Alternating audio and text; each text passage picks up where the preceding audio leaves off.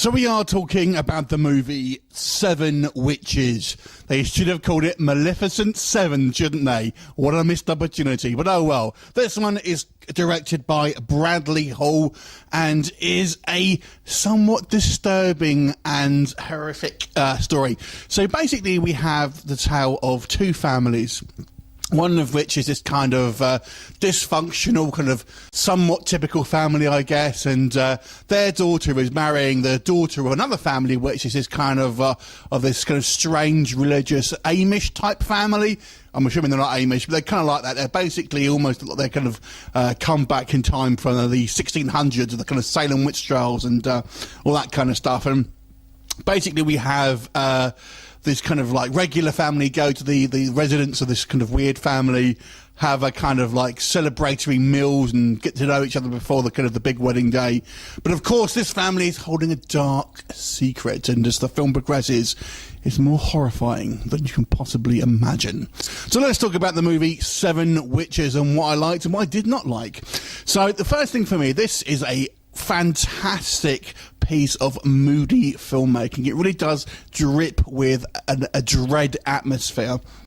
I've got to say the build-up of this film is pretty good, and when it seems almost like a drama, it doesn't play like a kind of a typical horror film as such, and you feel like you're kind of watching an indie drama for the kind of the first half of the movie. So when we do get into the kind of the more horror elements, it almost seems that much more shocking because it doesn't play like a kind of a typical horror film. So that was all quite good, and I've got to say the kind of this weird family are pretty creepy, and I love the aesthetics that they've used. It's kind of like these kind of weathered actors with scars on their faces and stuff like that.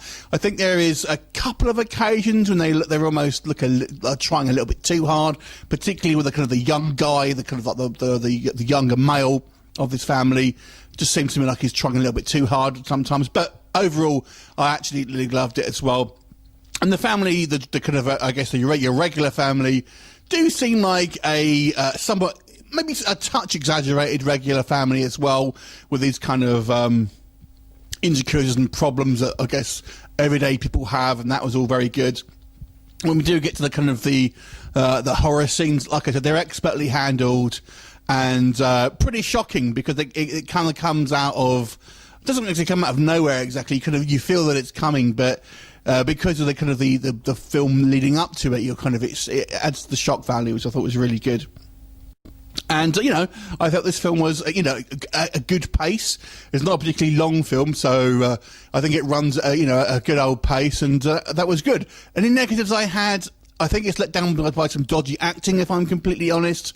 There are some actors here, particularly, like I mentioned, of the young guy, but there's some older generation actors as well, I think, kind of said their lines rather woodenly quite often, to be honest with you. So that's really my only complaint with this film, is that it's, it kind of takes away from the kind of the stark realism that this film portrays when you have somewhat questionable acting. But overall, I think this is a great movie. It's very well executed, and the soundtrack is absolutely fantastic. It really underscores the growing sense of tension, and that's what this film is all about. It has this great kind of this build-up of tension and kind of this feeling of uneasiness and dread that this kind of permeates this movie. So really well done.